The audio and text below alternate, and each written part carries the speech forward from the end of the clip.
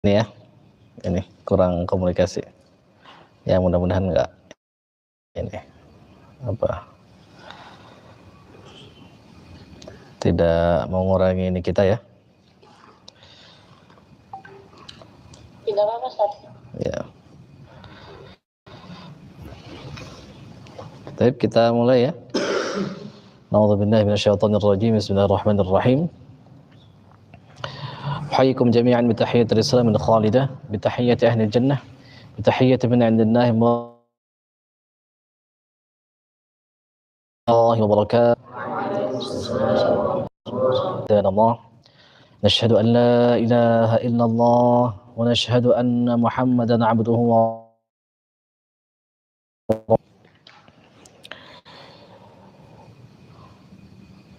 Allahumma salli wa sallim wa barik ala sayyidina Muhammadin sallallahu alaihi wasallam wa ala alihi wa ashabihi wa man tabi'ahum bi ihsanin ila yaumiddin. Amma ba'du, ayyuhal hadirun, usikum wa iyaya bittaqwallah, usikum wa iyaya bittaqwallah, usikum wa iyaya bittaqwallah wa ta'atihi faqad fazal muttaqun. Kama qala rabbuna azza wa jalla, ya ayyuhalladzina amanu ittaqullaha wal tanzur nafsum ma qaddamat lighad wattaqullaha innallaha khabirum bima ta'malun. Wa qala Rasulullah sallallahu alaihi wasallam, ittaqillaha haitsama kunta wa atbi'is sayyi'ata hasanatan tamhuha wa khaliqin nas bi khuluqin hasanin. Allahumma anfa'na bima 'allamtana wa 'allimna ma yanfa'una warzuqna 'uluman tanfa'una wa na'udzu bika min 'ilmin la yanfa' wa min qalbin la yakhsha' wa min nafsin la tashba' wa min da'watin la yustajabu laha wa nas'aluka 'ilman nafi'a wa qalban khashi'a wa lisanan dhakira wa shifaa'an min kulli da'in wa saqamin wa 'amalan mutaqabbala wa rizqan halalan thayyiban mubarakan. Allahumma ya mu'allima Adam 'allimna wa ya mufahhima Sulaiman fahhimna. Allahumma alhimna rushdana wa alhiqna bis salihin. Rabbana zidna 'ilman warzuqna fahman bi rahmatika ya arhamar rahimin. Allahumma atina rahmatan min 'indik wa 'allimna min ladunka 'ilma. Allahumma atina rahmatan min 'indik wa 'allimna min ladunka 'ilma. Amin ya rabbal alamin. Subhanaka la ilma lana illa ma 'allamtana innaka antal alimul hakim. Rabbi shrah li sadri wa yassir li amri wahlul 'uqdatam min lisani yafqahu qawli. Allahumma rzuqna as-sidqa fil 'ubudiyah, Allahumma rzuqna al-ikhlas fil 'amal.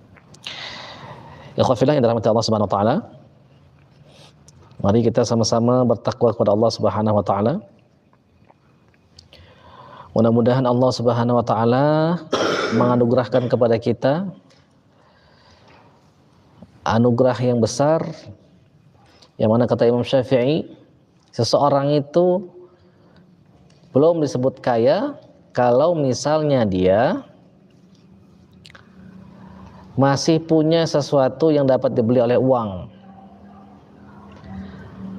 Nah, maka kita berharap atas perkataan Imam Syafi'i tadi itu, mudah-mudahan Allah Subhanahu wa taala menganugerahkan kita anugerah yang menjadikan kita kaya, versinya Imam Syafi'i. Apa tadi? Dikasih sesuatu yang gak bisa dibeli oleh uang. Nah, salah satu nikmat itu adalah nikmat ketakwaan, nikmat Islam, nikmat iman, nikmat dipertemukan dengan orang-orang soleh yang sama-sama ingin memperbaiki diri, yang saling menasihati dalam hal kesabaran dan kebenaran. Walaupun kita belum sempurna, walaupun masing-masing dari kita belum sempurna, tetapi mudah-mudahan Allah Subhanahu wa taala menyempurnakan nikmat tersebut. Nah, maka fokus kita, doa kita yang kita minta adalah sesuatu yang besar tadi itu. Tapi kata Allah, wabtaghi fima ataqallahu ad-darul akhirah wa la tansa nasibaka minad dunya. Cari akhirat, jangan lupakan dunia. Jadi kita minta kepada Allah sesuatu yang besar-besar. Misalnya kita minta ati nufusana taqwaha, ya Allah berikan kepada kami ya Allah berikan kepada diri kami ini, jiwa kami ini, nufus kami ini Allah, taqwa, ketakwaannya, wa zakkiha, bersihkan dia, anta khairu man zakkaha wa anta khairu man zakkaha, engkau adalah sebaik-baik yang membersihkannya, anta waliyuha wa maulaha, engkau adalah walinya, engkau adalah pelindungnya, engkau adalah pemimpinnya, wa maulaha, engkau adalah maulanya. Nah, itu adalah sesuatu yang besar. Kalau misalnya kita diberikan oleh Allah Subhanahu wa taala ketakwaan hati kita ini, diri kita ini, nah maka nggak bisa dibeli oleh uang. Maka selalulah kita untuk belajar mengukur sesuatu itu pakai kacamata Allah dan Rasulnya. Dengan begitu insya Allah kita akan beruntung. Tapi kalau kita ngukur sesuatu itu pakai kacamata nafsu kita, itulah yang akan menyebabkan kita itu buntung, rugi terus, nggak pernah benar itu. Dapat untung, berdagang misalnya dapat untung, wah untungnya sedikit. Dikasih lagi masih kurang terus, karena pakainya kacamatanya nafsu. Sehingga kurang terus. Makanya banyak di antara orang-orang yang korupsi itu, dia bukan nggak punya uang, uangnya banyak. Lebih banyak dari kita. Ane punya teman itu, rumahnya lebih luas dari Ane, dia punya mobil lebih banyak dari Ane, penghasilannya lebih gede dari Ane, tapi dia mengkhawatirkan dunia. Bisnisnya lebih maju dari bisnis Ane, tetapi dia mengkhawatirkan dunia. Nah, itu nikmat yang sangat besar yang Allah berikan kalau misalnya kita qanaah, itu merasa cukup. Diberikan oleh Allah segini, alhamdulillah. Diberikan Allah segitu, alhamdulillah. Itu nikmat yang sangat besar sekali. Itu teman Ane itu sampai kena GERD, mah akut. GERD ya, mah akut. Stres dia itu. Duitnya banyak, coba. Ane nggak habis pikir itu. Banyak orang-orang begitu. Nah, maka kita fokus kita, mudah-mudahan Allah Subhanahu wa taala selalu guide kita, selalu kasih tunjuk kita ke sesuatu yang besar, ke sesuatu yang tidak ternilai oleh manusia. Dan salah satu nikmat yang besar yang Allah telah berikan kepada kita adalah ilmu. Walaupun dia katakan wa ma utitu minal ilmi illa qalila, tidaklah aku beri kalian itu ilmu kecuali sedikit. Ya, kalau dibanding dengan ilmu Allah, sesuatu yang tidak ada batasannya sama sekali. Nggak ada batasnya Allah. Ilmu Allah itu nggak ada batasnya, nggak ada ujungnya, nggak ada pagarnya Allah itu. Tidak ada batas, tak terbatas.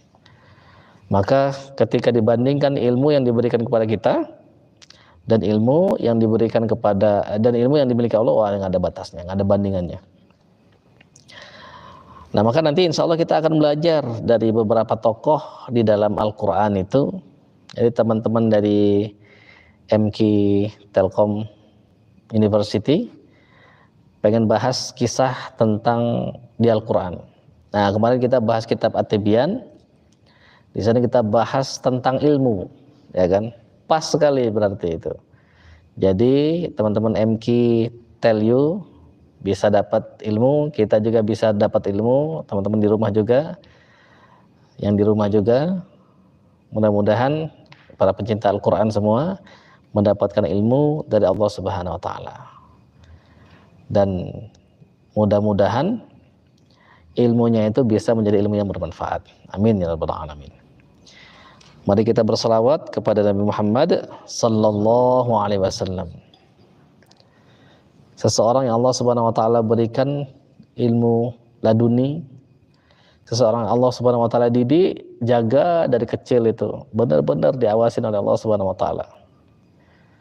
Bahkan kalau misalnya kita tarik lebih jauh lagi, seseorang yang sudah ada sebelum alam ini ada, Nur Muhammad SAW. Dialah yang pertama kali mengatakan la ilaha illallah. Nur Muhammad SAW. Jadi Allah ciptakan dari nurnya itu nur, yaitu nurullah atau Nur Muhammad SAW. Nah, maka kita berharap mudah-mudahan kita dengan penuh pengharapan, mudah-mudahan kita walaupun kita sangat tahu diri kita tidak pantas, tapi kita berharap dengan rahmat dan karunia Allah mudah-mudahan kita dianugerahkan termasuk salah satu di antara pewarisnya. Al ulama warathatul anbiya. Para ulama itu pewaris para nabi. Maka Rasul kami para rasul, para nabi itu tidak mewariskan harta. Kami nggak ngewarisin harta. Maka nanti kita bahas Daud alaihissalam, Sulaiman alaihissalam. Sulaiman mewarisi Daud. Apa yang diwarisi nanti kita bahas. Tetapi yang diwariskannya itu apa? Ilmunya. Jadi yang diwariskan oleh Rasulullah SAW ilmu. Makanya al ulama warathatul anbiya. Enggak mewariskan harta, enggak, tapi mewariskan ilmu, sesuatu yang jauh lebih bermanfaat. Kita berdoa kepada Allah Subhanahu wa taala, mudah-mudahan semua guru-guru kita yang sudah mengajarkan kita, yang melalui perantara mereka lah Allah Subhanahu wa taala mengajarkan kita, kita doakan semoga Allah Subhanahu wa taala terima amal mereka. Allah tempatkan mereka di tempat yang terpuji. Allah ampuni semua dosa-dosa mereka.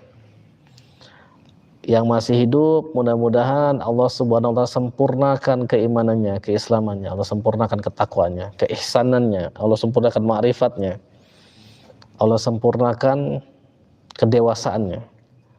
Yang sudah meninggal, mudah-mudahan Allah jadikan kuburnya itu taman di antara taman-taman surga. Allah jauhkan agar jangan sampai kuburnya itu menjadi jurang di antara jurang-jurang neraka. Kita berharap mudah-mudahan Allah Subhanahu wa taala membukakan kepada mereka itu, ke hati mereka, ke tuan-tuan guru kita, keridhaan kepada kita, sehingga kita mendapatkan keberkahannya. Jadi kalau kata Imam Al-Qusairi itu ngutip ada sebuah riwayat, ada orang yang datang ke gurunya itu, calon gurunya, dia datang, wah ternyata kata dia nggak sebesar seperti yang aku bayangkan, nggak sebesar reputasinya. Akhirnya apa yang terjadi? Dia terhalang daripada keberkahan gurunya itu. Maka kemudian dia dinasehati, dia katakan ke temannya, wah ternyata syekh itu nggak sebesar dugaan saya. Dinasehati, kamu jangan begitu, kamu akan terhalang daripada keberkahannya itu, kamu akan terhalang daripada ilmunya itu. Lantas dia kemudian bertobat, kembali lagi datang kepada tuan gurunya itu dengan penghormatan, sehingga dia mendapatkan keberkahan daripada gurunya itu. Nah, makanya Imam Syafi'i itu selalu mendoakan gurunya itu, Imam Ahmad bin Hanbal selalu mendoakan Imam Syafi'i itu selama puluhan tahun, setiap selesai sholat didoakan. Imam Ahmad bin Hanbal doakan Imam Syafi'i. Gurunya itu orang yang salah satu orang yang paling dicintai oleh Imam Ahmad bin Hanbal itu, Imam Syafi'i itu.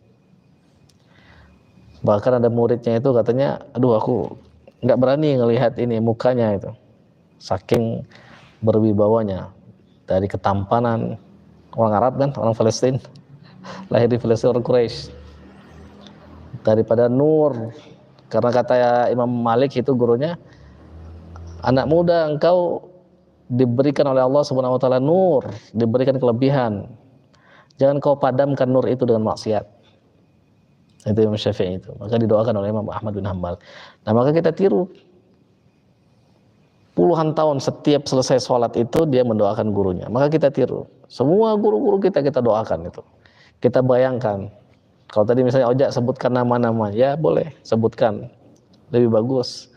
Kalau Syekh Abdul Qadir Al-Jailani itu, Qaddasallahu sirrahu, itu sebutin semua tuh murid-murid dia itu, sebutin setiap malam itu doakan. Coba berapa muridnya itu.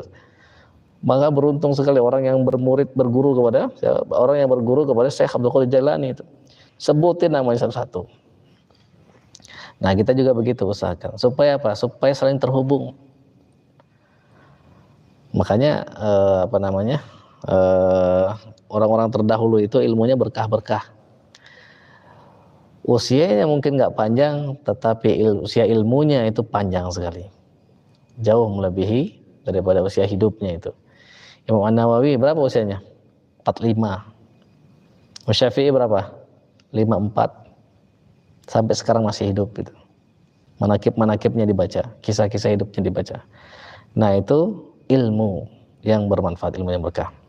Kita doakan mereka semua, mudah-mudahan Allah Subhanahu wa taala sekali lagi mengizinkan kita untuk bisa mewarisi mereka semua dengan keberkahan dan karunia Allah Subhanahu wa taala sudah berikan kepada mereka.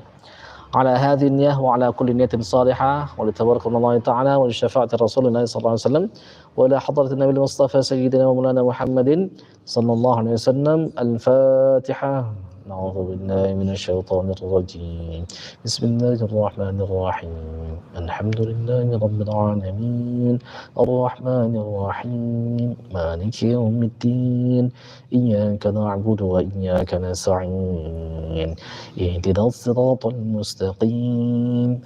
Siratal ladzina an'amta 'alaihim ghairil maghdubi 'alaihim waladdallin. Amin. Nah, kemarin kita bahas ada sebuah ungkapan yang disampaikan oleh Imam An-Nawawi apa?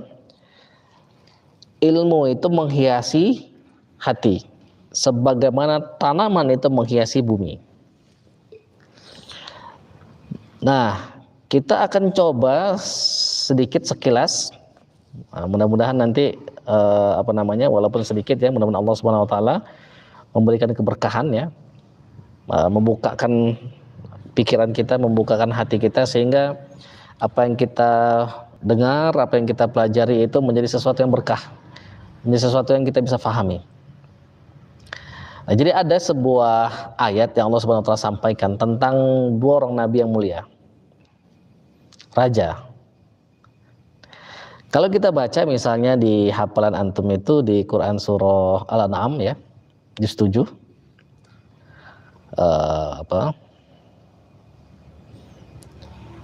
tentang pertama Allah cerita tentang Nabi Ibrahim alaihissalam. Terus kemudian Allah Subhanahu wa taala bercerita tentang Nabi Nuh. Terus kemudian Allah sebutkan itu keturunan-keturunannya itu. Wa min dzurriyyatihi Daud wa Sulaiman wa Ayyub wa Yusuf wa Musa wa Harun. Saya ingat ayatnya itu. Ingat ya? Dan dari keturunan Nuh alaihissalam itu ada beberapa orang nabi, yaitu coba lihat diurutkan oleh Allah dari yang paling tinggi dulu kedudukannya di mata manusia dalam arti seorang raja. Daud, Sulaiman, raja itu. Ayub, Yusuf. Nabi Ayub alaihissalam dan Nabi Yusuf alaihissalam raja bukan? Bukan raja. Tetapi seseorang yang punya kedudukan tinggi di mata raja ketika waktu itu, menteri lah atau perdana menteri lah. Kalau Nabi Yusuf alaihissalam misalnya disebut apa? Al-Aziz. Al-Aziz itu apa? Ada yang mengatakan perdana menteri, ada yang mengatakan bendahara, bendaharawan, menteri keuangan, ada yang mengatakan begitu. Tapi kedudukannya tinggi. Terus dilanjutkan oleh Allah, Ayyub wa Yusuf wa Musa wa Harun. Musa alaihissalam, Harun alaihissalam. Raja bukan Musa? Waalaikumsalam warahmatullahi wabarakatuh. Alhamdulillah. Musa bukan raja. Sayyidina Musa alaihissalam bukan raja. Sayyidina Harun alaihissalam bukan raja. Dan dia tidak memiliki kedudukan tinggi berupa menteri misalnya atau raja, nggak ada. Jadi diurutkan oleh Allah Subhanahu wa taala. Nah, kita akan bahas tokoh kita pada kali ini itu untuk memperkuat keyakinan kita bahwasannya ilmu itu adalah sesuatu yang sangat berharga sekali. Nah, ini kita bahas biar temanya nyambung sama teman-teman kita di Madrasah Quran Tell You, sama materi yang biasa kita bahas. Kata Allah Subhanahu wa taala di Al-Qur'an surah An-Naml. Jadi Quran surah An-Naml ayat 15.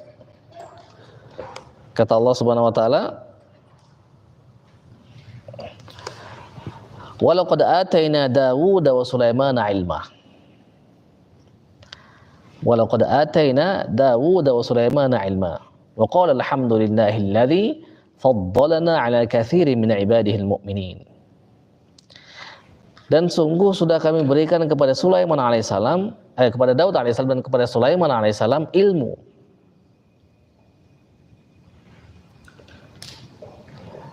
Wa qala alhamdulillahilladzi faddalana ala katsirin min ibadihil mu'minin. Lalu kemudian mereka mengatakan alhamdulillah yang sudah memuliakan kami, mengutamakan kami ke atas hamba-hambanya yang beriman.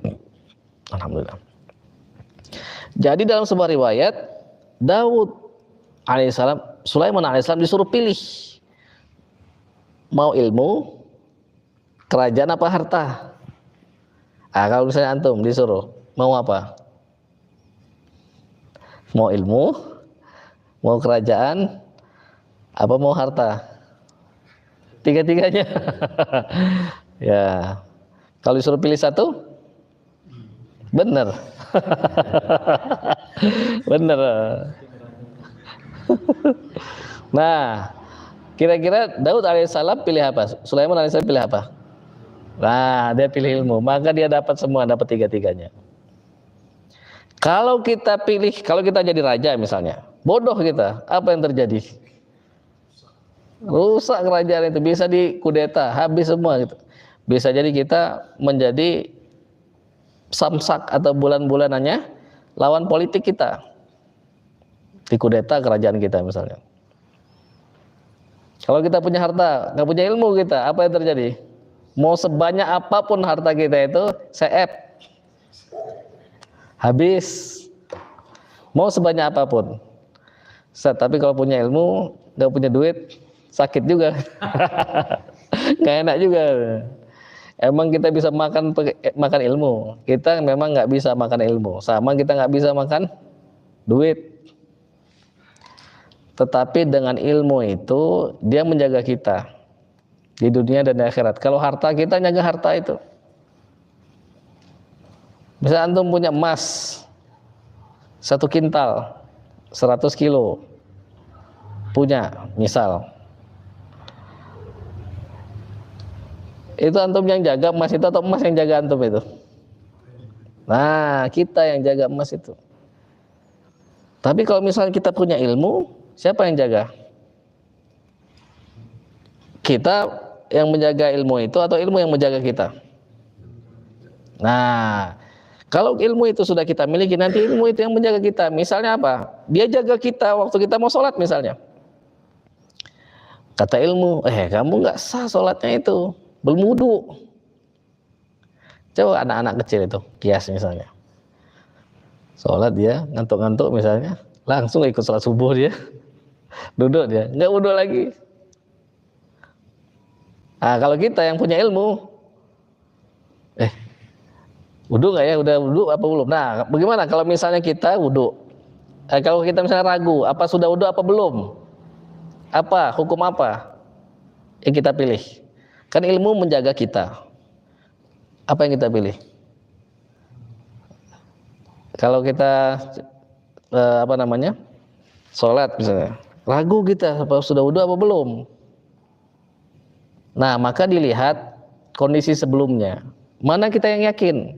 Misal begini, apa sudah wudu, apa belum? Berarti anggapannya belum. Karena kita yakin belum, ragu itu sudah wudu apa belum ya? Sudah wudunya itu disebutnya keraguan.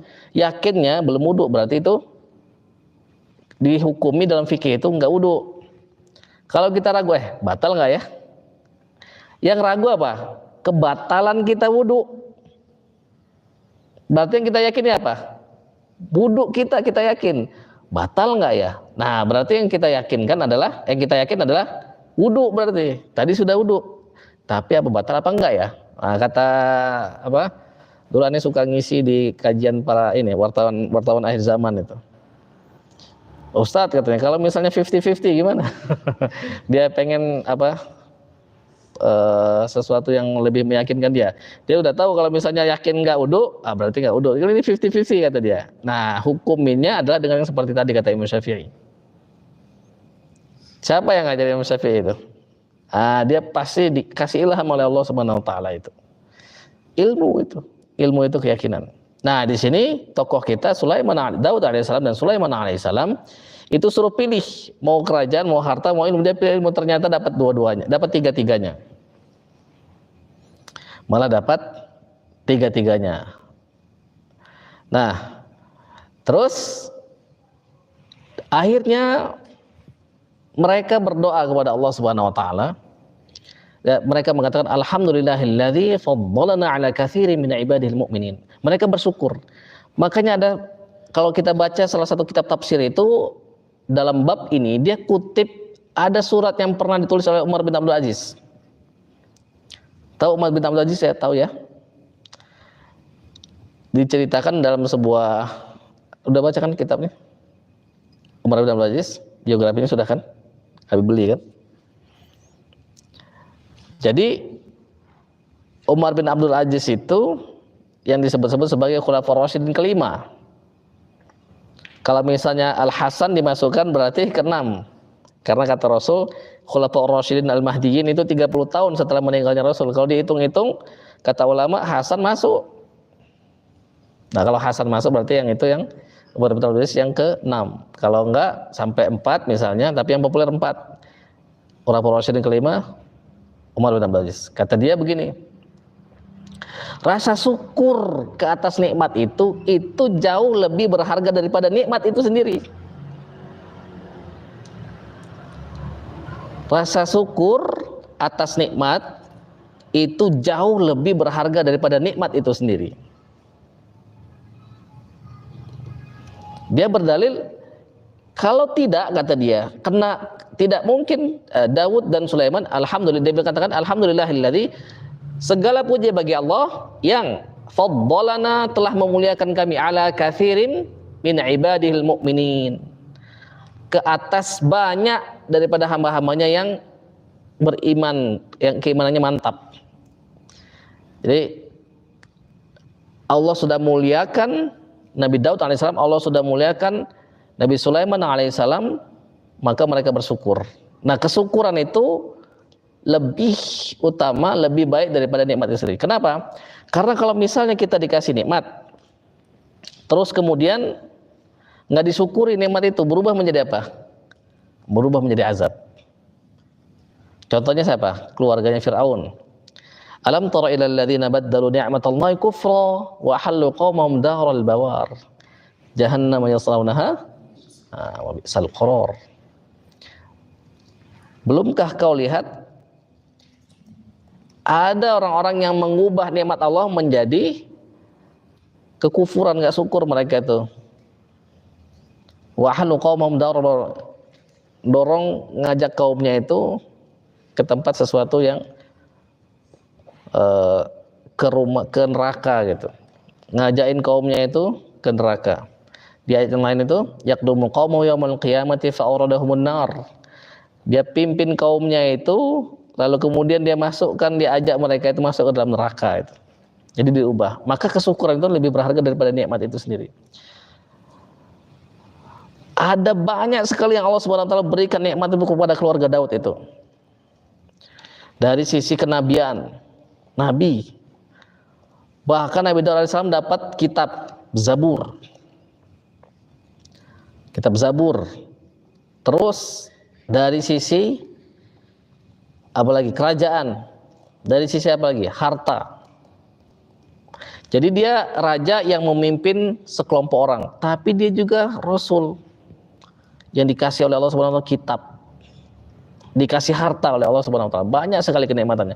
Makanya disuruhlah mereka itu, kata Allah di juz lain itu, i'malu ala Daud syukra. Wahai keluarga Daud, beramallah dengan kesyukuran, beramallah kesyukuran. Jadi bukan uskuru lagi, tapi i'malu ala Daud syukra. Jadi bukan bersyukurlah keluarga Daud, berbuatlah kesyukuran. Nah, kira-kira mana yang lebih dalam itu? Bersyukurlah atau berbuatlah kesyukuran? Nah, yang kedua itu i'malu ala Daud syukra. Jadi setiap amalnya itu ialah kesyukuran.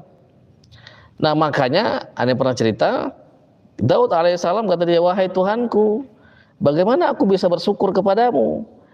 Sedangkan rasa syukur itu Aku tahu datang darimu dan itu pun harus aku syukuri. Masih ingat kan? Dulu ada yang pernah sampaikan itu. Jadi kata Daud alaihissalam, bagaimana aku bersyukur kepadamu sedangkan rasa syukur itu nikmat juga darimu dan itu harus aku syukuri. Kalau aku syukuri lagi, lah ini kan nikmat lagi darimu, aku harus syukuri lagi. Bagaimana caranya? Nggak bisa bersyukur, nggak bisa habis. Ngerti nggak? Ngerti ya? Yang di rumah ngerti? Ya ngerti ya, mudah-mudahan. Jadi kata Allah dijawab, kalau engkau tahu nikmat itu dariku, itu sudah bersyukur. Makanya Qarun itu, kenapa dia disebut nggak bersyukur itu? Karena dia bilang, qala innama utituhu ala ilmin indi. Aku dapat harta ini, dapat kedudukan ini karena ilmuku sendiri. Nah begitu.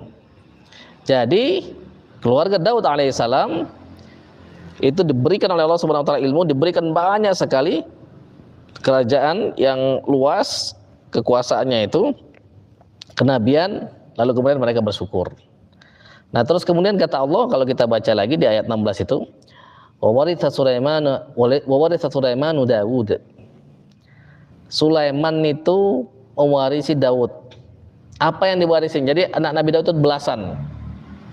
Yang jadi nabi cuma satu, Sulaiman alaihissalam. Yang jadi raja ya cuma satu itu, Sulaiman alaihissalam itu. Wa waritha Sulaimanu Daud wa qala ya ayyuhan nas 'allimna mantiqat thair wa utina min kulli syai'. Inna hadza lahuwal fadlul mubin. Sulaiman alaihissalam itu mewarisi Daud. Kata ulama-ulama, apa yang diwarisinya itu? Jadi yang diwarisinya itu adalah dia jadi raja, dia dikasih ilmu, nggak yang lain itu nggak ada yang dikasih ilmu setinggi ilmunya Sulaiman alaihissalam.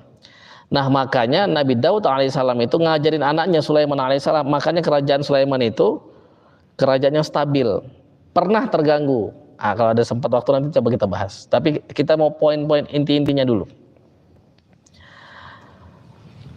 Nah, Sulaiman alaihissalam mewarisi Daud, kata waqal, kemudian mereka berkata, dia berkata, ya ayyuhan nas, wahai sekalian manusia, ulimna mantiqat thair. Kami diajarkan itu untuk bercakap-cakap dengan burung. Apa burungnya ngomong pakai bahasa manusia zaman dulu? Nah, kata ulama enggak begitu. Jadi dia itu mengetahui bahwa kalau misalnya berkicaunya begini maksudnya itu, kalau berkicaunya begitu maksudnya ini. Jadi kalau misalnya dia mau datang birahinya misalnya, suaranya beda. Kalau dia lapar suaranya beda lagi. Nah, dia pakai perasaannya mantap. Kata ulama itu begitu. Kata ada salah satu Al-Baydawi, Imam Al-Baydawi ngomongnya begitu. Jadi dia pakai rasanya itu kuat, dia bisa paham itu. Wallahu alam, mana yang betul. Jadi bercakap-cakap dengan burung itu, bahkan Nabi Daud alaihissalam itu inna sakharnal jibala ma'u yusabbihna. Ada di ayat yang lain itu bil asyi wal ibkar, ada wat thair. Jadi gunung-gunung dan burung-burung itu ditundukkan oleh Allah SWT untuk bertasbih bersama dengan Nabi Daud alaihissalam. Pas Nabi Daud alaihissalam bertasbih, ngaji, membaca kitab Zabur, gunung-gunung pun sama bertasbih, burung-burung pun sama. Nah maka awalnya itu Daud, kalau misalnya kita baca di beberapa kitab itu, Nabi Daud alaihissalam itu diangkat menjadi raja itu sekitar usia 30-an tahun lah, 30-an tahun. Dan usianya kalau kita baca di salah satu riwayat itu genap menjadi 100 tahun. Nabi Daud alaihissalam itu. Waktu dia kecil itu dia ikut perang, perangnya itu populer menjadi biasanya kalau dalam bahasa Inggris itu David vs Goliath. Daud melawan Jalut di akhir juz 2 itu. Yang sudah sampai juz 2, udah ujian, itu mesti tahu itu kisah itu. Jadi waktu itu Talut Tolut itu yang Allah Subhanahu wa taala pilih dia. Nah, ingat Tolut itu juga Allah pilih wazadahu bastotan fil ilm wal jism. Jadi dia nggak punya harta, tetapi Allah kasih dia kekuatan, fisiknya kuat, ilmunya dulu, dia punya ilmu, fisiknya juga kuat. Nah, itulah panglima perang melawan Jalut. Kalau kita baca di beberapa kitab-kitab itu, dikisahkan itu bahwa Nabi Daud alaihissalam akhirnya popularitasnya melebihi popularitas Tolut. Ada yang mengatakan Tolut dulu jadi raja, setelah itu baru Daud. Ada yang mengatakan Nabi Daud langsung jadi raja karena saking populernya waktu itu, karena mengalahkan raksasa itu Jalut. Jadi ada yang fisiknya kecil ngelawan yang besar, kalah yang besar itu. Ada perusahaan kecil ngelawan perusahaan besar, kalah. Nah, terus ulimna mantiqatar wa utina min kulli syai', dan kami sudah diberikan segala sesuatu, ditundukkan oleh Allah Subhanahu wa taala segala sesuatu. Inna hadza lahuwal fadlul mubin. Nah, salah satunya ini adalah karunia yang sangat nyata dari Allah Subhanahu wa taala. Salah satu karunia yang Allah Subhanahu wa taala berikan itu, nah ini ada kisah yang akan kita bahas setelah ayat ini. Dia bercerita, jadi wa husyira li Sulaiman junuduhu minal jinni wal insi wat tayri fahum yuzaun. Dikumpulkan untuk Sulaiman alaihissalam itu tentara-tentaranya itu dari jin, dari burung-burung, dari manusia. Wa khuzira Sulaiman junuduhu minal jin wal ins wat tayr minal jinni wal insi dulu ya setelahnya. Jadi insi dulu baru wat tayr ya. Nah, fahum yuzaun. Lalu kemudian mereka itu dirapihkan, rapih berbarisnya itu. Jadi burung itu merupakan salah satu tentaranya Nabi Sulaiman alaihissalam. Atas izin Allah itu, kalau misalnya panas, burung-burung itu nutupin mereka itu. Ditutupin, sayapnya dikepakkan, teduh jadinya itu. Maka ada burung yang terkenal namanya burung hudhud. Namanya ada di Al-Quran. Jadi burung hudhud itu, dia itu punya kecakapan navigasi. Dia bisa tahu air itu ada di mana. Oh, dia bisa tahu sesuatu yang Nabi Sulaiman nggak tahu. Jadi burung itu merupakan salah satu tentaranya Sulaiman alaihissalam. Bahkan ketika bapaknya meninggal, Daud alaihissalam meninggal, kan umurnya kan dikasih hadiah oleh bapaknya Adam alaihissalam. Awalnya umurnya berapa? 60 tahun dikasih Allah usianya itu. Nabi Adam 1000 tahun. Kata Nabi Adam, siapa anakku ini? Bersinar nurnya itu, waktu dilihat ruhnya itu. Itu Daud, anakmu Daud alaihissalam. Berapa usianya? 60. Wah, kalau begitu sayang sekali, ku kasihkan usiaku. Jadi Nabi Adam alaihissalam akhirnya mengasihkan. Jadi dia usia 960 tahun. Pernah kita bahas ya. Nabi Daud alaihissalam akhirnya genap menjadi 100 tahun karena dikasih hadiah oleh Nabi Adam alaihissalam. Kalau Nabi bisa begitu. Nah, kalau kita yang nggak jelas ini, kapan meninggal apa segala macam. Nah, sampai suatu ketika dia datang kepada di sebuah lembah ya. Nah, menarik di lembah itu ada ini surah ini disebut surah An-Naml. Surahnya disebutnya surah An-Naml. Jadi katanya ada qalat namlatun, berkatalah seekor semut, ratunya semut. Nah, kalau kita lihat ada beberapa riwayat yang bilang semut itu sebesar serigala itu. Semutnya sebesar serigala. Kalau kita baca di beberapa kitab, misalnya kitab tafsir Ibnu Katsir atau tafsir Al-Qurtubi atau tafsir Ibnu Jarir At-Tabari, segede serigala itu, kakinya pincang, itu ratunya itu. Ada yang bilang begitu. Segede semut. Maka dia care, dia peduli kepada anak buahnya itu. Dan menariknya di sana pakai namlatun. Jadi kalau kita baca di kisah An-Naml ini, nama surahnya Suratun Namli. Tetapi di sana qalat namlatun. Diteliti oleh orang. Oh, ternyata pimpinan semut itu ratu. Jadi semut itu yang mimpin ratu. Ratunya bilang, ikut semua itu. Jadi bukan raja. Mirip mungkin dengan lebah, ratu lebah. Jadi kalau ratunya ada, anak buahnya ikut semua. Nah itu apa namanya? Karena Allah yang menciptakan, jadi tahu siapa pemimpinnya itu. Ratu. Qalat namlatun ya ayyuhan namlu udkhulu masakinakum la yahtimannakum Sulaiman wa junuduhum lam yash'urun. Masuklah ke tempat kalian nanti. Nah di sini kata hutamah, masih ingat dulu sempat kita bahas. Mungkin beberapa di antara kita masih ingat, beberapa sudah lupa. La yahtimannakum Sulaiman wa junuduhum lam yash'urun. Nanti itu Sulaiman tidak akan memecahkan kalian itu. La yahtimannakum Sulaiman diartikan apa? Menginjak. Nah, kalau di sana diartikan menginjak. Cuman hutamah itu kalau dalam bahasa Arab itu dia adalah memecahkan. Jadi sesuatu yang kalau misalnya itu kita injak, dia pecah.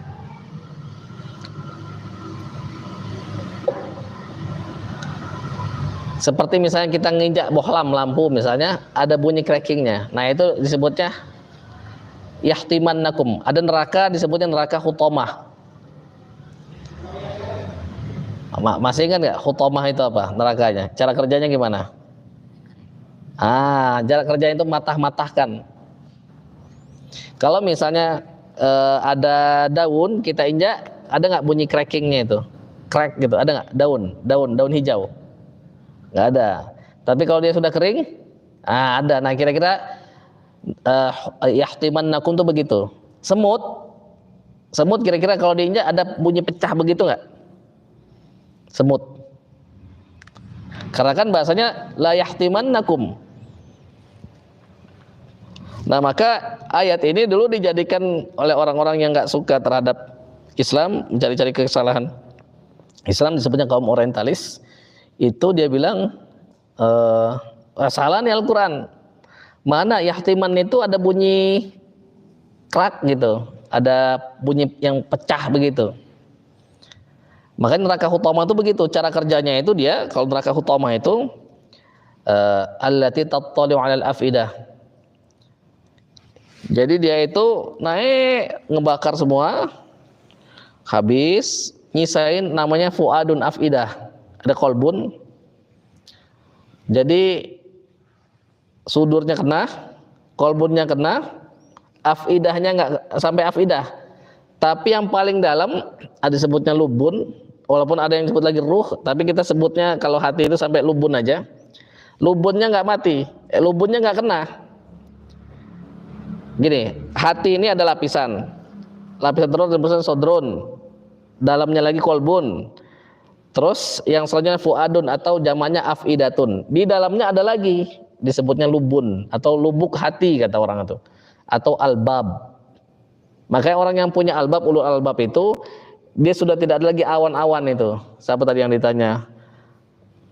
Anggi apa siapa tadi? Yang hafalannya ini berkabut. Nah itu. Nah jadi dia sudah nggak ada lagi kabut-kabutnya itu. Dia sudah inti semua itu. Jadi orang yang begini ini nggak bisa dia disebut mati. Kenapa? Lubunnya masih ada. Nggak bisa juga orang seperti ini disebut hidup. Kenapa? Habis semua sudah sisa lubun aja. Makanya kata Allah, la yamutu fiha wa la yahya. Mereka itu nggak hidup, nggak juga mati. Nah itu cara kerja neraka hutamah itu begitu. Dibakar, dipatah-patahkan itu. Bunyi cracking itu. Nah setelah diteliti ternyata semut itu ada apa namanya? Kepalanya itu seperti kaca. Coba ambil semut. Antum ambil semut, lihat kepalanya itu, bentuknya seperti kaca itu. Nah, jadi memang si kakinya nggak cracking, tapi kepalanya itu bunyinya crack gitu, krak gitu. Nah maka di sini benarlah Al-Quran la yahtimannakum Sulaiman wa junuduhum la yash'urun. Nah jadi bagaimana hebatnya Allah Subhanahu wa taala sudah memuliakan Daud alaihissalam, sudah memuliakan Sulaiman alaihissalam, anak keturunannya dikasih oleh Allah Subhanahu wa taala banyak sekali nikmat sehingga mereka itu amalnya itu disuruh kesyukuran. Nah tapi Sulaiman alaihissalam dengan begitu banyak nikmatnya itu maka dia tersenyum. Nah, ini yang kemarin sudah kita bahas, fatabassama dhahikan min qawliha faqala rabbi auzi'ni an ashkura ni'mataka allati an'amta 'alayya wa 'ala walidayya wa an a'mala shalihan tarda wa adkhilni bi rahmatika fi ibadikas shalihin. Jadi ada banyak kisah di dalam Al-Qur'an itu dia mengandung hikmahnya. Hikmahnya itu adalah salah satu hikmahnya Sulaiman alaihissalam, Daud alaihissalam. Maka kemarin sudah kita bahas, nanti di akhirat Sulaiman alaihissalam, Daud alaihissalam akan menjadi hujjah Allah Subhanahu wa taala ke atas siapa? Orang-orang yang sibuk-sibuk itu. Yang katanya bekerja, yang katanya berbisnis, yang katanya jadi raja. Kenapa kamu tidak beribadah? Gak sempet ya Allah. Sibuk ngurusin pekerjaan, sibuk ngurusin kerajaan. Nah, kata Allah apa? Sulaiman alaihissalam lebih luas kerajaan dari kerajaanmu.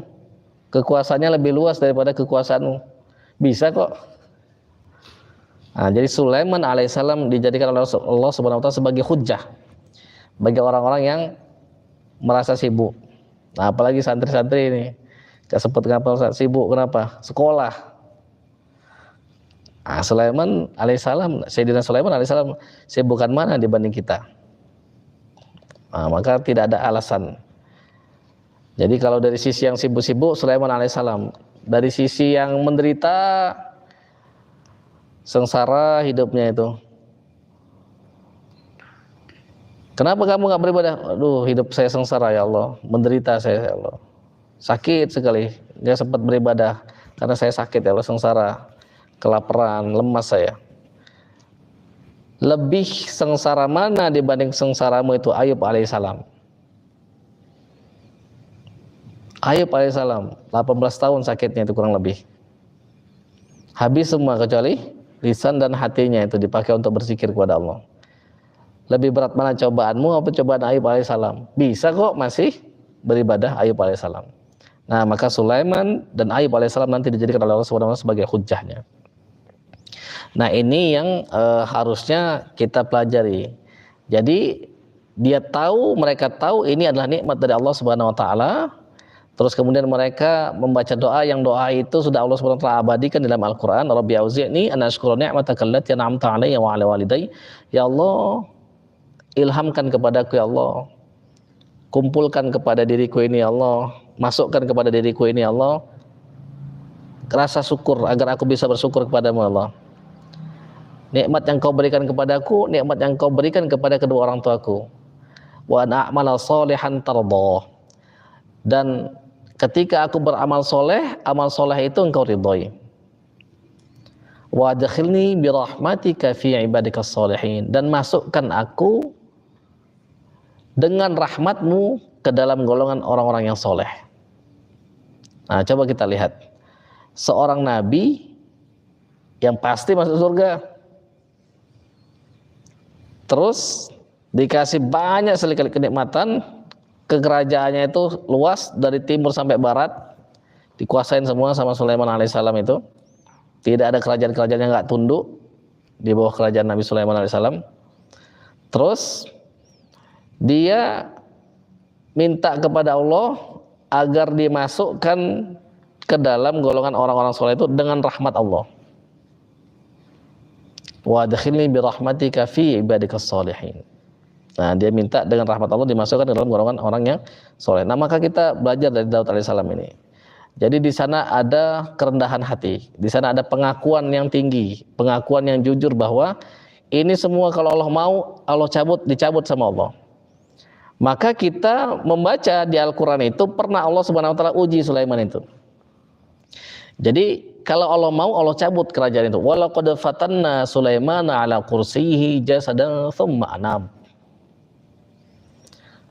Kami sudah uji Sulaiman itu. Walaqad fatanna Sulaimana wa alqaina ala kursiyihi jasadan thumma anab. Lalu kemudian kami lemparkan ke kursinya itu jasadan, sebuah jasad yang lemah, yang nggak mampu, nggak berbuat apa-apa. Lalu kemudian dia bertobat, thumma anab, inabah. Kemarin sudah bahas tuh. Taubah, inabah sama aubah. Jadi ada tingkatan 3 tobat itu. Nah, jadi ternyata di Al-Qur'an itu Allah Subhanahu wa taala sudah kabarkan kepada kita Sulaiman juga pernah jatuh kerajaannya itu. Kerajaannya itu jatuh tau nggak gara-gara apa? Sulaiman itu memimpin semua kerajaannya itu pakai apa coba? Pakai batu. Pakai batu maksudnya apa? Cincinnya itu, ada batunya itu, cap, stempel.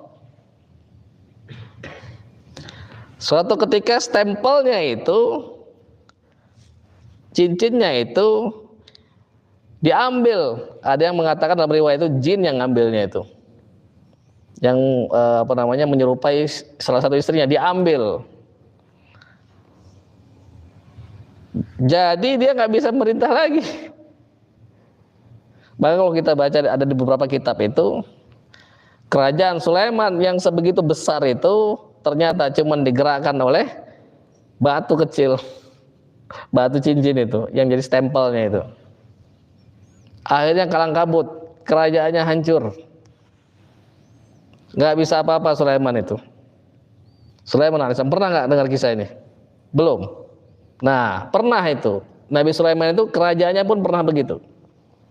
Untuk menunjukkan kepada kita bahwa hanya kerajaan Allah yang la yanfadu abada, yang nggak hancur-hancur selama-lamanya, hanya kerajaan Allah. Begitulah cara iblis alaihissalam menggoda bapak kita Adam alaihissalam.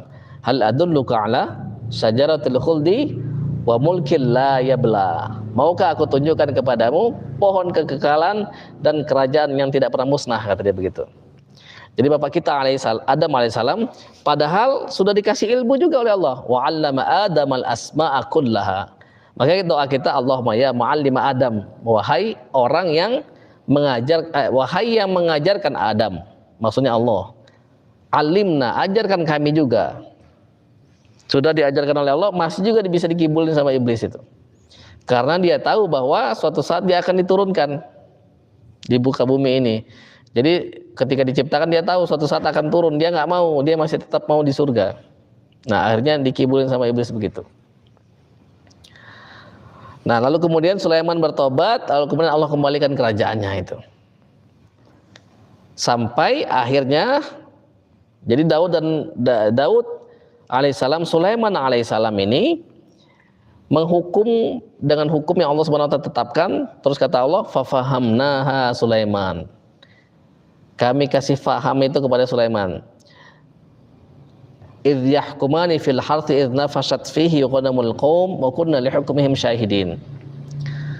Wa Daud wa Sulaiman, dan Nabi Daud alaihissalam, Nabi Sulaiman alaihissalam, idh yahkumani fil harth, ketika mereka itu menghukum di sebuah ladang. Idh nafashat fihi qadamul qaum. Jadi ada domba-domba, nah itu mereka minta keputusan kepada Nabi Daud dan Nabi Sulaiman, tapi yang dikasih faham itu Nabi Sulaiman. Fahamnaha Sulaiman.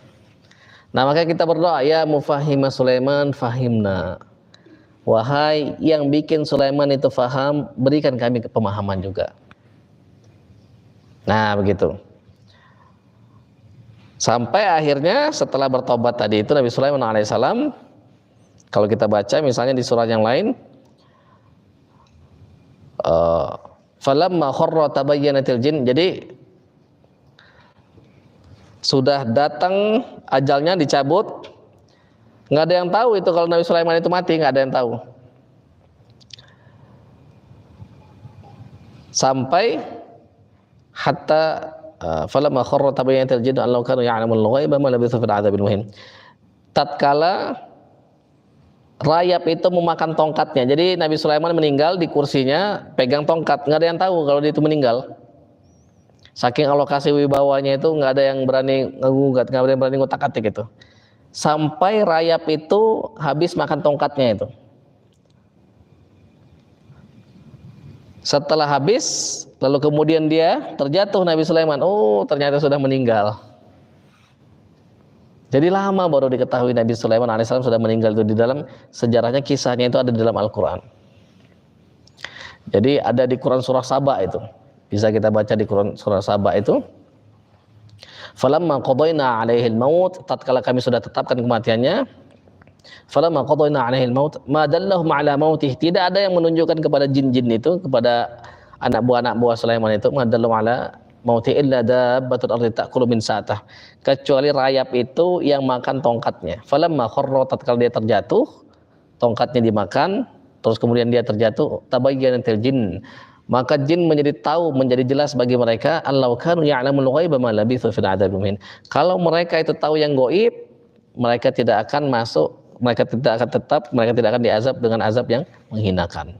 Nah, jadi jin-jin itu tidak tahu tentang yang gaib. Nah, itu sekilas kisah tentang Sulaiman alaihissalam dan Daud alaihissalam. Di dalam kerajaannya itu juga diisi orang-orang berilmu.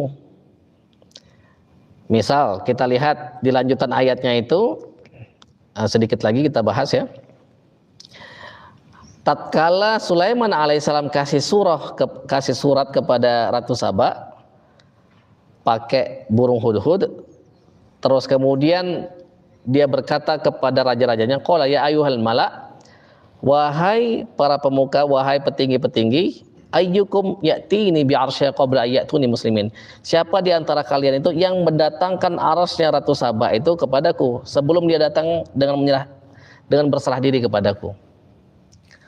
Nah, terus qala ifritu minal jin, ifrit kalau kata ulama itu ifrit itu jin yang paling hebat, yang paling jahat, yang paling kuat. Kata dia, ana atika bihi qabla an taquma min maqamik wa inni alaihi laqawiyyun amin. Aku akan datangkan kepadamu itu sebelum engkau berdiri di tempat dudukmu. Maksudnya apa? Berdiri di tempat duduk. Hah? Dari duduk berdiri begitu. Apa gimana? Maksudnya itu, jadi Nabi Sulaiman itu menghukum menjadi hakim, ada orang yang mengadu-mengadu itu dari pagi sampai tengah hari. Jadi dia bisa pindahkan itu dari pagi sampai tengah hari. Nah, cuman apa? Wa inni alaihi laqawiyyun amin, dan sesungguhnya aku itu qawi, aku mampu, kuat, amin, terpercaya. Maksudnya apa? Kalau kata ulama-ulama itu dia bukan bawa singgasana aja. Dia itu Ifrit itu bawa permata-permatanya aja. Singgasananya nggak dibawa. Maka dia bilang saya kuat dan saya terpercaya untuk menjaga permata-permatanya itu. Sulaiman nggak mau begitu. Sulaiman mau lebih daripada itu. Waktunya mau lebih cepat, yang dibawa mau semuanya. Ada juga yang mengatakan dibawa semua, permatanya tetap terjaga, tetapi lama waktunya itu dari pagi sampai siang. Sulaiman nggak mau. Jadi singgasana Ratu Saba itu dikunci di beberapa. Jadi ada sebuah ruangan itu ditutup, dikunci semua. Yang pegang kunci cuma dia. Itu lapis pertama, lapis kedua dikunci semua. Kuncinya dia juga yang pegang. Sampai berapa lapis itu? Nggak ada yang bisa masuk. Nah, ada orang qala ladzi indahu ilmu minal kitab. Nah, ini lagi balik lagi ilmu lagi. Ada orang yang punya ilmu dari Alkitab. Dia mengatakan ana atika bihi qabla ayyartadda ilaika tarfuk. Aku akan mendatangkan kepadamu singgasana Saba itu, Ratu Saba itu, sebelum engkau berkedip. Jadi dia punya ilmu dari mana? Dari kitab-kitab apa? Zabur. Ada yang mengatakan dia itu Bani Israil, ada yang mengatakan dia itu Nabi Khidir alaihissalam. Ada yang mengatakan orang itu adalah malaikat, tapi yang jelas dia punya ilmu dari kitab. Ada yang mengatakan, dan ini paling populer, dia itu sekretarisnya Sulaiman alaihissalam. Namanya Asib bin Barkhia. Dia itu punya isim al-a'zam, punya ismul azam. Nah, cuman ismul azam itu harus diaktifasi. Kita misalnya sudah tahu ada 20 sekian pendapat tentang ismul azam, hafal semua kita. Pernah kan aneh bahas kan? Satu-satu itu kita preteli itu kemarin, sampai 20 berapa pendapat itu. Ternyata nggak bekerja juga walaupun kita baca. Nah, yang ini ismul azam ini kalau kita baca di beberapa kitab ada yang mengatakan ya dzal jalali wal ikram. Makanya siapa yang baca kemarin hadis? Setiap doa pakailah itu ya dzal jalali wal ikram. Siapa yang baca kemarin? Masih ingat nggak? Lupa, aneh aja masih ingat Yang dengarnya masih ingat, yang baca lupa siapa yang baca. Setiap doa pakai itu supaya apa? Itu adalah ismun azam. Nah, ada yang bilang doanya A'udzu billahi itu. Ada yang mengatakan doanya begini. Ya ilahi, kira-kira begini bunyinya itu. Ya ilahana wa ilaha kulli syai'. Wahai Tuhanku dan Tuhan segala sesuatu. Ya ilahi wa ilaha kulli syai'.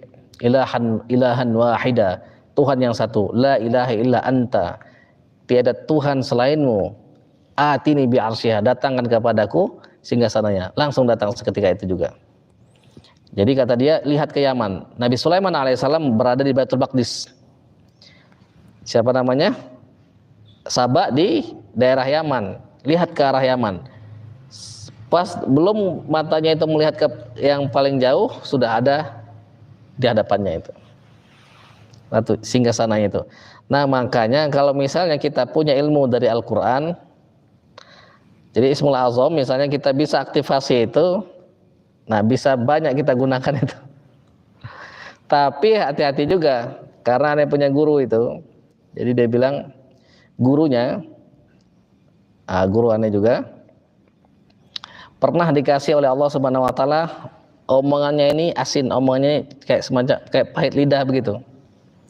Jadi apa yang dia ucapkan jadi itu, cuman tahan 1 minggu. Kata dia, ya Allah, ya sudah ambil lagi ini ya Allah karunia ini. Apa yang dia omongkan terjadi itu, dia nggak kuat, cuman kuat 1 minggu. Jadi berat ini. Tapi lagi-lagi balik lagi kepada ilmu, kekuatan ilmu. Nah, sekretarisnya Sulaiman alaihissalam. Sama halnya seperti Zulkarnain alaihissalam. Kata Allah, inna makkanna lahu fil ardi wa atainahu min kulli syai'in sababa. Sesungguhnya kami mantapkan kedudukannya di muka bumi ini, wa atainahu min kulli syai'in sababa. Dan kami kasih dia itu sebab untuk bisa mencapai segala sesuatu. Kata Abdullah bin Abbas, sebab untuk mencapai segala sesuatu itu adalah ilmu. Dan Zulkarnain alaihissalam ini di riwayat yang paling sahih itu menurut beberapa ulama, dia itu satu masa dengan Ibrahim alaihissalam. Jadi pas Ibrahim alaihissalam bikin Ka'bah, dia ada di sana, ikut tawaf itu, ketemu dengan Nabi Ibrahim alaihissalam. Nah, kalau kita baca di kitab tafsir Ibnu Katsir misalnya, penasehatnya itu Nabi Khidir alaihissalam. Penasehatnya siapa? Zulkarnain itu, Iskandar Zulkarnain namanya itu. Kalau kata Imam As-Suyuti di dalam tafsir Jalalain itu namanya Iskandar, tapi bukan Alexander. Namanya sama Iskandar juga, tapi bukan Alexander the Great itu, bukan. Karena beda masanya. Kalau yang ini Iskandar, yang ini itu sama masanya dengan Nabi Ibrahim. Makanya pernah ketemu sama Nabi Ibrahim. Dan penasihatnya siapa? Nabi Khidir. Berarti dia kekasih. Ada yang mengatakan dia bukan nabi, tetapi balik lagi ilmu. Nah, makanya kita hendaknya semangat kita dalam mencari ilmu ini. Lebih semangat mencari ilmu daripada mencari harta. Hendaknya begitu. Ya. Karena kalau misalnya kita masuk dalam golongan ulama, mudah-mudahan kita bisa kasih syafaat. Jadi ada 3 golongan yang bisa kasih syafaat, para anbiya, yang kedua para ulama, yang ketiga para syuhada. Nah, makanya nanti para ulama ini di akhirat dikumpulkan oleh Allah Subhanahu wa taala dan kemudian ditanya oleh Allah Subhanahu wa taala, kalian tahu nggak kenapa aku taruh ilmuku kepada kalian, hikmah-hikmahku kepada kalian? Kata Allah, tujuannya adalah karena aku sudah tahu kondisi kalian itu bagaimana. Dan tujuanku adalah untuk mengampuni kalian, mengampuni semua dosa-dosa kalian, dan aku nggak peduli, kata Allah. Aku tidak peduli. Nah, makanya kalau menurut aneh, ini profesi yang harus kita perjuangkan dengan sebaik-baiknya itu. Cari ilmu sebanyak-banyaknya. Ya, mudah-mudahan nanti harta itu ngikut. Nah, mungkin ini dulu yang kita bahas ya. Silakan kalau misalnya mau ada yang ditanyakan, yang teman-teman di rumah maupun yang ada di sini di Masjid Al-Karim. Silakan kalau mau ada yang didiskusikan atau ditanyakan terkait dengan tadi keutamaan ilmu, bagaimana kita belajar daripada tiga ya secara sekilas, 4 lah. Orang-orang yang di dalam Al-Quran itu Allah sebutkan mereka dimuliakan oleh Allah dan semuanya itu diberikan ilmu. Kesamaan mereka itu ilmu semua. Ada yang diberikan kerajaan, ada yang diberikan jabatan yang tinggi, tetapi mereka semua adalah orang-orang yang berilmu dan mereka tahu bahwa itu dari Allah, makanya mereka bersyukur. Mungkin ini dulu yang kita bahas. Sepertinya pada capek, udah pada lelah dari pagi aktivitas ya sampai malam. Apalagi dari tes-tesan ya, deg-degan ini nggak bisa jawab. Ya, kita cukupkan dulu, mudah-mudahan bermanfaat khususnya bagi Anda pribadi. Ada pertanyaan? Aja, silakan. Kalau ilmu di sini, apakah semua ilmu, apakah ada ilmu tertentu? Nah, bagus pertanyaannya. Yang dimaksud ilmu di sini apa ilmu tertentu atau semua ilmu?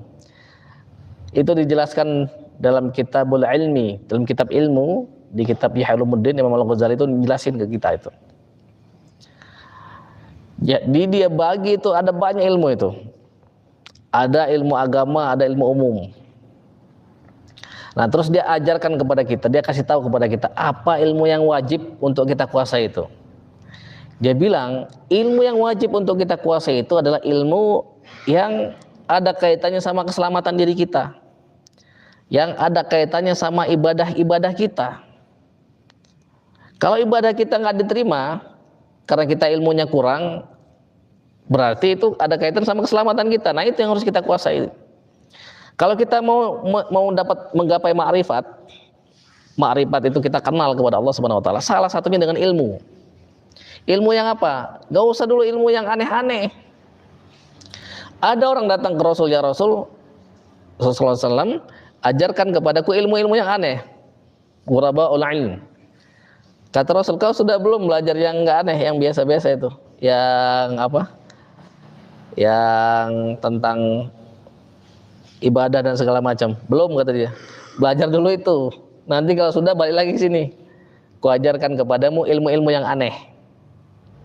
Nah, jadi yang harus kita kuasai pertama kali adalah ilmu-ilmu yang berkaitan sama kewajiban kita fardhu ain. Rukun sholat, toharoh. Kalau misalnya kita pipis, terperciklah misalnya air kencing kita kepada celana kita, itu gimana hukumnya? Nah, tahu nggak? Tahu aja apa hukumnya? Najis, bener nggak? Nah, kan udah nggak tahu ilmu-ilmu yang begitu dulu. Jadi kalau misalnya itu tidak terlihat, terangkat itu, dimaafkan. Misal di sini kita ada kotoran apa misalnya, kotoran burung misalnya. Bagaimana itu hukumnya itu? Kan harus bersih, suci tempatnya itu. Gimana, Dik? Nah, nggak tahu, berarti banyak yang belum kita tahu itu. Ilmu-ilmu yang begitu yang harus kita kuasai. Kalau misalnya itu tidak bisa dihindari, maka ma'fu anhu, terangkat, dimaafkan, dikasih toleransi. Nah, jadi ilmu-ilmu yang begitu dulu, jangan yang aneh-aneh, yang nyeleneh-nyeleneh. Antum apa namanya? Yang tadi ada bercerita tentang Ismul Azam segala macam, itu yang nyeleneh-nyeleneh itu masih. Termasuk yang nyeleneh itu. Maksudnya nyeleneh itu bukan salah, tapi maksudnya yang asing, yang aneh. Yang apa namanya? Yang sulit untuk didapatkan itu. Nah, yang itu dulu tuh. Toharo dulu, babnya selesaikan itu. Sholat, bereskan itu semua itu. Zakat, bereskan itu semua. Nah, tahu nggak apa syarat zakat? Gimana syarat sah zakat? Jangan kita asal kasih aja ke orang itu misalnya. Tahu-tahu nanti, loh kenapa ini banyak hukuman zakat nggak dibayar? Padahal bayar terus, perasaan. Ternyata dia niatnya sedekah, infak dia niatnya itu. Dia niatnya berinfak. Padahal infak itu Sodakoh itu ada sodakoh sunnah, ada sodakoh wajib. Dia ngerjain yang sunnah, lupa dia yang wajib. Nah, makanya dia akhirnya diazab. Itu karena dia tidak menguasai ilmu-ilmu yang begitu dulu, yang dapat menyelamatkan kita daripada siksa api neraka itu, daripada azab kubur. Terus ilmu apa lagi? Ilmu yang berkaitan sama hati. Karena kalau hati kita nggak bersih, selesai kita itu, susah kita nanti hidup kita itu. Di dunia susah. Kenapa? Ya kalau orang hatinya kotor, mau dikasih nikmat tetap aja sempit dia itu. Makanya ada orang yang tinggi jabatannya direktur bunuh diri, yang duitnya banyak bunuh diri, stres. Saya cerita temen aneh tadi itu, sakit dia, stres sampai mah akut itu.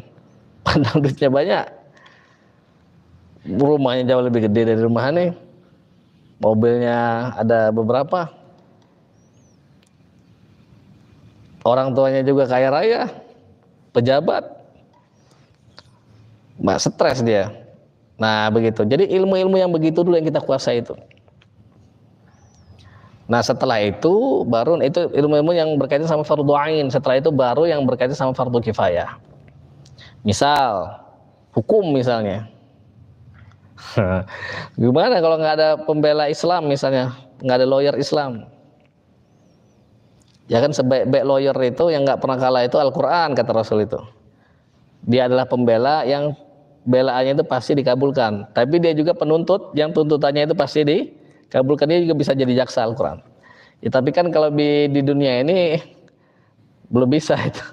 Nah makanya bisa jadi belajar hukum itu menjadi sesuatu yang fardu kifayah. Kalau misalnya, loh kenapa banyak misalnya diakal-akalin misalnya ulama-ulama misalnya, diakal-akalin, cari-cari kesalahannya.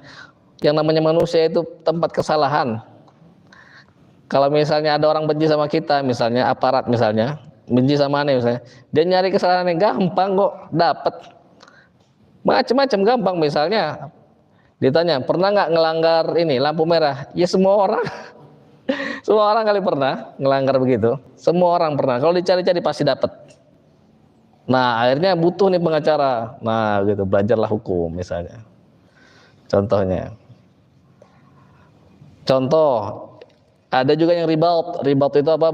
Berjaga, bersiaga di tempat perbatasan misalnya. Lah kalau nggak ada yang menjaga itu nggak aman ini. Kalau nggak cukup masih berdosa. Nah, misalnya akhirnya jadi askar misalnya, jadi tentara misalnya, ya macam-macam. Jadi begitu ilmu, kata Imam Al-Ghazali itu dibagi begitu. Jadi dia tidak sempit pikirannya itu. Kalau ditanya fardu kifayah, mandiin mayat, nguburin, nggak sampai itu aja. Ditanya apa contoh fardu kifayah, mandiin jenazah, di sana aja. Kalau Imam Al-Ghazali itu sampai dokter itu juga disebut fardu kifayah. Muhandis juga sama, engineer, tukang insinyur, ahli sipil itu termasuk juga fardu kifayah kata Imam Al-Ghazali. Gitu ya. Itu yang penting ini, harus kita kuasai ini ilmu-ilmu ini. Belajar Al-Quran yang sudah bagus, itulah prinsip kita, yang sudah bagus biarkan tetap bagus. Kita belajar Al-Quran, lanjutkan. Yang di rumah belajar Al-Quran, lanjutkan. Belajar teknologi, lanjutkan IT. Tetapi yang belum bagus ini, misalnya kita belum mengerti ilmu tentang hati, bagaimana mengelola diri kita itu. Kita belum tahu bahwa untuk menghancurkan ego ini kita harus ngikutin ego orang lain. Semakin kita ngikutin ego orang lain, hancur ego kita itu. Kalau kita mau makrifat, ikuti ego orang lain itu. Jangan ikuti ego diri sendiri. Nanti antum akan rasakan itu betapa lapangnya dada ini. Nah itu ilmu yang berkaitan sama hati itu. Bisa antum piket. Ego antum apa? Ego antum, semua yang piket itu maunya kerja sama, kerja semua. Nggak boleh ada yang nggak kerja. Kalau bisa antum aja yang nggak kerja. Kan begitu egonya kan. Nah yang begitu itu nggak akan bisa menyampaikan kita ke makrifat itu. Oh yang ini maunya enak sendiri. Pokoknya kerjaan yang paling ringan bagi dia itu. Maka dia kerjakan itu. Nah kita dikasih yang berat misalnya. Wah kesal juga nih. Ini juga mau ngaji nih. Hafalan belum tercapai targetnya ini. Belum murojaah, belum ini, belum itu. Nah itu ego kita. Jangan diikuti kalau kita mau makrifat. Nah itu disebutnya ilmu. Ilmu-ilmu yang begitu yang harus kita kuasai dulu. Nah, baru nanti yang Ismul Azam segala macam itu rada expert itu.